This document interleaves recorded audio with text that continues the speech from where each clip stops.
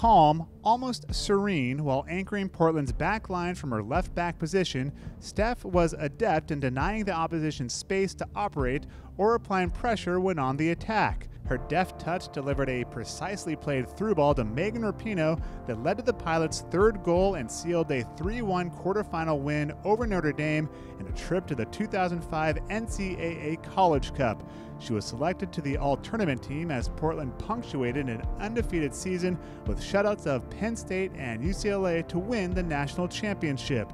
A fixture in the Pilots' starting lineup from her very first game, Steph was a four-time first-team All-West Coast Conference selection and the WCC Defensive Player of the Year in 2005 and 2007. The three-time National Soccer Coaches Association All-American and All-Region selection was also the recipient in 2007 of the Hayward Award as the State of Oregon's Outstanding Amateur Athlete. Equally accomplished in the classroom, she was a three-time WCC All-Academic Team selection and was the Conference Female Scholar Athlete of the Year in 2007. Also in 2007, she was selected the first recipient of the Lowe's Senior Class Award, recognizing the collegiate women's soccer player who displays outstanding character and excels in the classroom, community, and competition. A member of the U.S. national team from 2004 to 2015, Steph's 89 caps included the 2007 and 2011 World Cups and a gold medal at the 2008 Beijing Olympics. A professional career that saw her play for the Los Angeles Soul, Boston Breakers, and Seattle Reign concluded with her retirement after the 2015 season. The recipient of the Seattle Reign Legend Award in 2016, Steph has also been selected to the Elk Grove City and Cal North Soccer Hall of Fames. All right, so much to talk about from an achievements perspective, but I know you as a person are so much more than that. And when you got here, you had a little bit of a juggling act between national team duty and college. Can you talk through that and how that was a challenge? Yeah, you know, I guess to start even before that about how I got to UP, there were a lot of different choices, and it was fun to hear Lauren's example because my dad too did want me to go to UNC.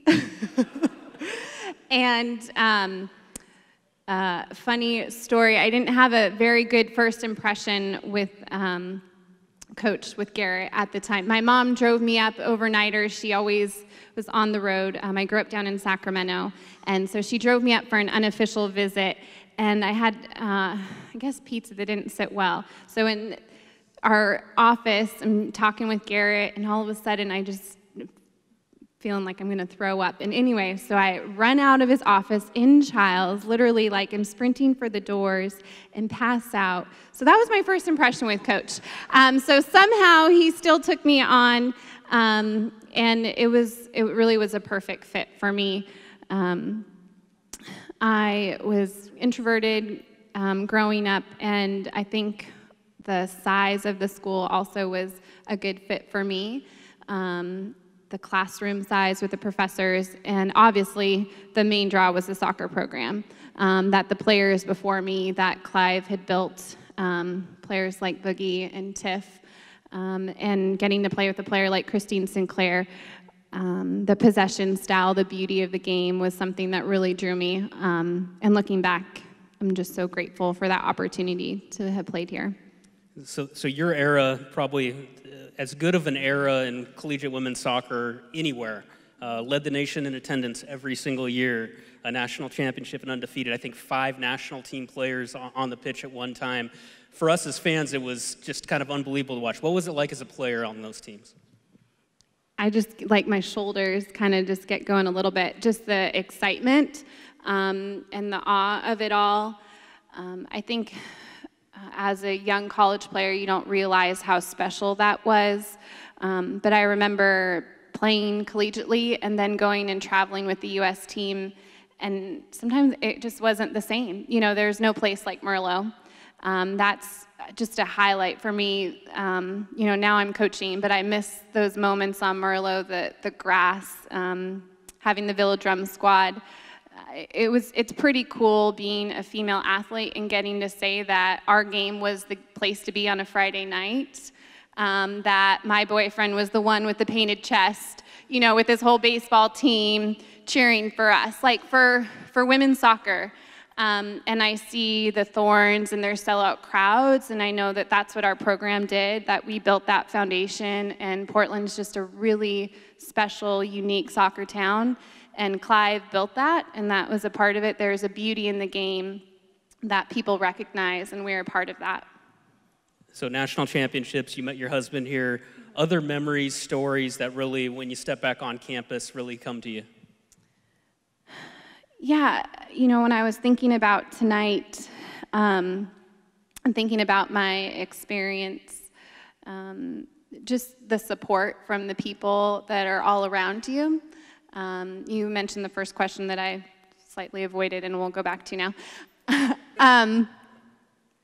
It's just, my junior year, I missed 10 games of our season, and my senior year, I missed 10 games of my season. And that was difficult, you know, having that because of my responsibilities with the national team. That was really difficult to not have that full experience. But I think that the people that were supportive really helped me get through that. I think about my professors. When in season, I'm missing that much class time. Out of season, I was probably missing even more. So they were completely accommodating to me. I think about an experience if I would have gone to a big school like UNC, I probably wouldn't have been able to graduate. I wouldn't have had the grades that I did. I wouldn't have had the experience where I was able to go in and meet with a professor. I was able to kind of craft a senior research and senior thesis around my teams about what it means to be a female mentor. Just a really special experience with the professors and just the university. And I have to, you know, think about my coach, about Biggin and Garrett, and how they just treated me as an individual. And Biggin always called me big time, but I think that was because he wanted to kind of keep me humble.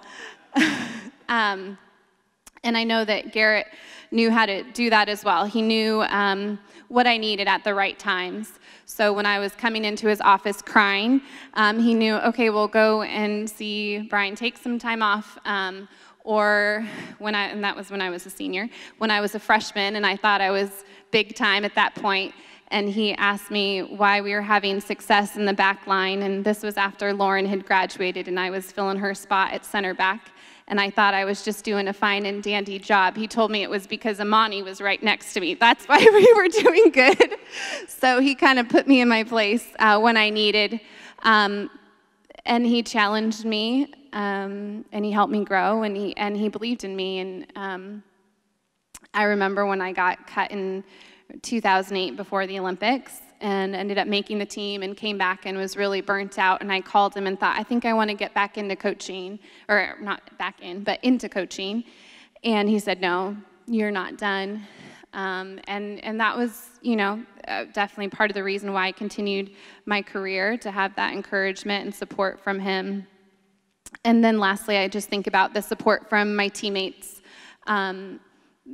They never complained about me being gone, and they took me for who I was, not just as a player, but as a person.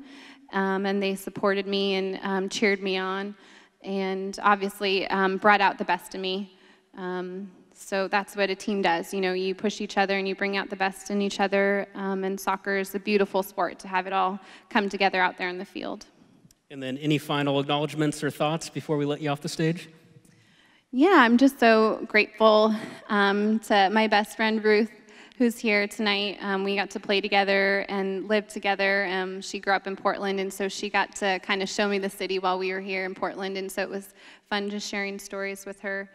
And also my family who's all here, my crew who drove in from everywhere, and fun to hear all of the sports marriages, but I know it's no coincidence, the career that I had, the support that I had with my husband, Brian.